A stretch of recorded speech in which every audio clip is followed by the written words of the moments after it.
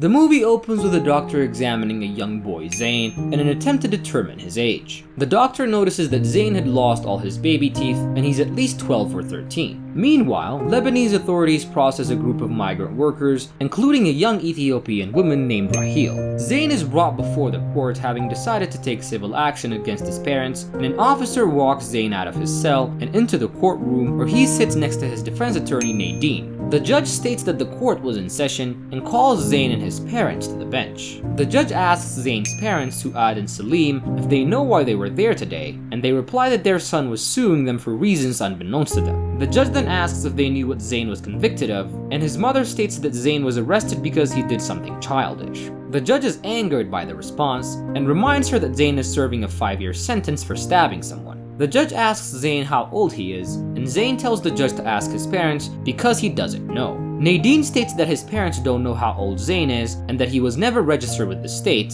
noting that he doesn't have a birth certificate and the medical examiner estimates that he's 12 years old. The judge then asks if Zain knows why he was convicted and imprisoned, and Zain tells him that it's because he stabbed the son of a bitch. The judge then asks Zain what all the commotion was about, noting the news reporters and the media outside the courtroom. Zain had made a call from prison stating that he wants to sue his parents. When asked by the judge why he wants to sue his parents, he tells him that it's because his parents had him. The story then flashes back several months before Zain was arrested, and Zain goes to the pharmacy and asks for some tramadol, and when the pharmacist asks to see a prescription, Zain takes out a crumpled piece of paper and gives it to him. The man then asks who the medicine was for, and Zain tells him that it was for his mother, who recently had an operation. Zain then goes to another pharmacy and uses a different story to get another batch of medicine. Zain goes back to his house where he lives with his parents and 7 younger siblings. Then Zain, his mother, and one of his sisters crush the pill into a powder and soak them in cloths. Suad takes Zain and they go to see his older brother Ibrahim, who was imprisoned. Ibrahim then tells his mother that they're now selling their product for $15 a shot.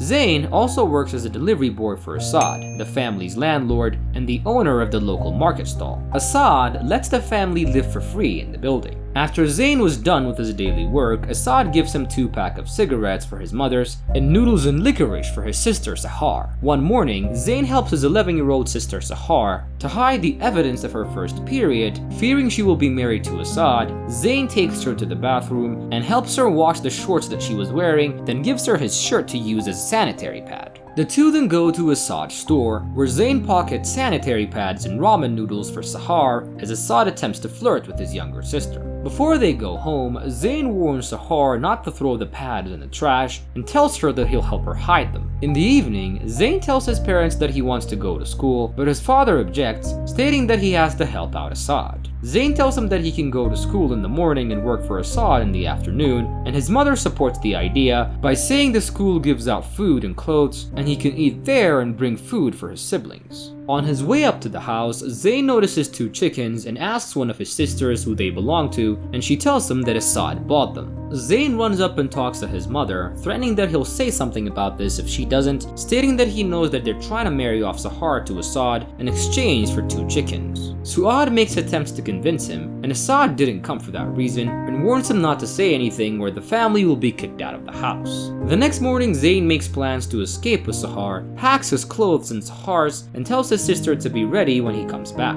He pockets money he stashed and goes down to do his daily tasks for Assad. Zain uses a trash bag and steals noodles and more pads for Sahar and throws the bag in the street, and he plans to come back to it later when he makes his move. He goes back to get his sister and finds her mother dragging out Sahar and tries to stop her, and Suad hits Zain and his father takes off with Sahar as she yelled out for her brother. Wait, hold on. Did you subscribe to our channel? Come on guys, you're here, you're watching the video. Help us out by hitting the subscribe button, as it really helps out me and my team to make more videos for you guys. And now, let's get back to the recap. In the present, Salim is pleading to the judge that they sent Sahar off to get married in the hopes that she has a better life, stating that he was not happy with how things turned out, and that he only had kids because he was told that children are the backbone of any family, but this broke his heart and humiliated him.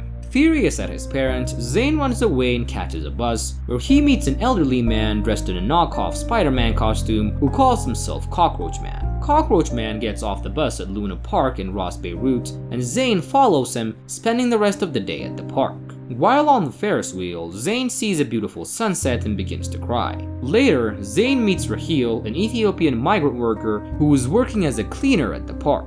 She takes pity on Zain and agrees to let him live with her at her tin shack in exchange for Zain babysitting her undocumented infant son Yonas when she's at work. Rahil's forged migrant documents are due to expire soon, and she doesn't have enough money to pay her forger Aspro, who's asking for $1,500 for a newly forged work permit documents. Rahil is called to testify at Zain's trial, and the judge asks her if she was ever worried when Zain took care of her child, but she tells him that they were like brothers. Then the judge asks if she thought that Zain was ever capable of what he did, to which she replies that she never thought that he was, but states that she doesn't blame him because she knew what Aspro was like. Aspro makes what he thinks is a tempting offer to Rahil, saying that he will forge the documents for free if she agrees to give Yonas to him for adoption. Aspro urges that without proper documentation, Yonas will face difficulties in receiving an education or finding employment. However, Rahil stands her ground and refuses the offer. After Rahil's documents expire, she finds herself in a distressing situation when she's apprehended by the Lebanese authorities. As she fails to return to her makeshift home, Zain is consumed by worry and panic.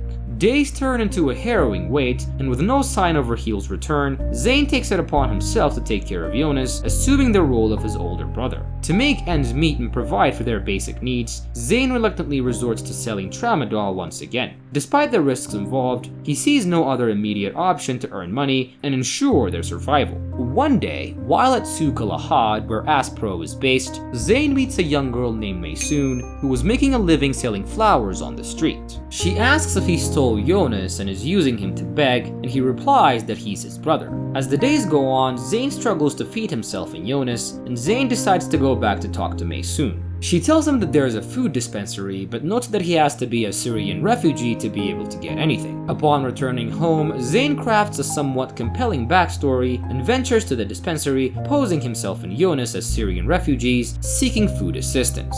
Through his resourcefulness, Zain successfully secures milk, diapers for Yonas, and food for himself, and ensures that their immediate needs are met. Maysoon, the Syrian girl, claims that Aspro has agreed to send her to Sweden, and Zain goes to Aspro and tries to sell an old water heater he found at the house. While he's there, Aspro asks if Rahil is back, and Zain lies, telling him that she's been back for a while. Aspro doesn't buy the story, so he tells Zain that he's found a nice family that will be able to take care of Yonas, mentioning that he looks thin and sickly. He also tells Zain he could give him $500 in return, and the weight of the responsibility and the bond between them complicate the choice, leaving Zain at a crossroads. Zain tells him that he's heard that Aspro sends people to Turkey and Sweden, and demands that Aspro send him to Sweden as well, which Aspro agrees to do if Zain gives him Yonas. Zain replies that he'll have to ask Rahil and goes back home with Yonas, having sold the water heater. One day, as Zain and Yonas return home, they are met with an unexpected sight. The locks of their shack has been changed, and panic sets in as Zain realizes that all the hard-earned money that he had saved from selling shots of tramadol with the dream of escaping to Sweden is now trapped inside the house. Fueled by desperation, he attempts to forcefully break the door, but his efforts are swiftly interrupted by a neighbor disturbed by the commotion. The neighbor sternly warns Zain that she will not hesitate to contact the landlord if he continues to make such a ruckus. Realizing the futility of his current approach, Zain and Yonas go to the streets, and when taking care of Yonas outside becomes too much, he then reluctantly goes back to Aspro and agrees to give him Yonas. Aspro then tells him that he will need some form of identification to become a refugee. With the $400 he received from Aspro, Zain decides to make his way back to his parents' house, and upon his arrival, he begins searching through the drawers in a desperate attempt to locate his birth certificate. Amid his search, he unexpectedly encounters his parents. Frustrated and determined, Zain demands that they hand over his identification. However, his parents respond with laughter, callously informing him that he possesses no such paper. Having disowned him for leaving, they kick him out of their house, but not before revealing that Sahar had recently died due to difficulties with her pregnancy. Furious, Zain takes a large knife, runs out of the house with his parents following behind him, and stabs Assad. Zain is then arrested and sentenced 5 years in prison. In the present time, Assad is being called to testify in court. He's pushed to the stand in a wheelchair, where he is asked by the judge if he believes that an 11-year-old is fit for marriage. Assad is then questioned about whether he knows that a young girl would die from childbirth at such a young age, and in response, Assad states that many girls in the neighborhood get married at the same age, and that even his mother-in-law was married at 11 years old.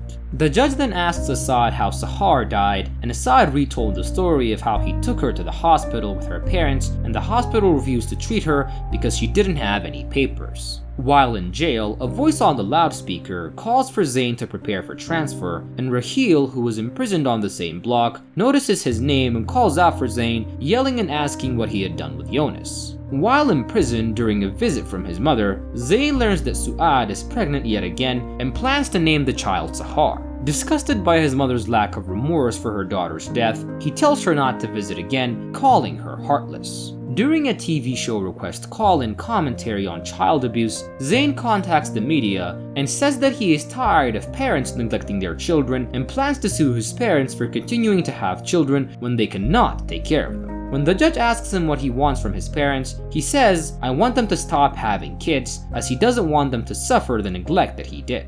Zain also alleges that Aspro is adopting children illegally and also mistreating them. Aspro's house is raided and the children and the parents are reunited, including Yonas and Rahil. Zain is finally documented when a photo is taken for his ID card while in prison, and the photographer cracks a joke at Zain's sour disposition, saying that it wasn't for his death certificate but for his ID, and at the end, Zain manages to crack a smile. And that is how the movie comes to an end.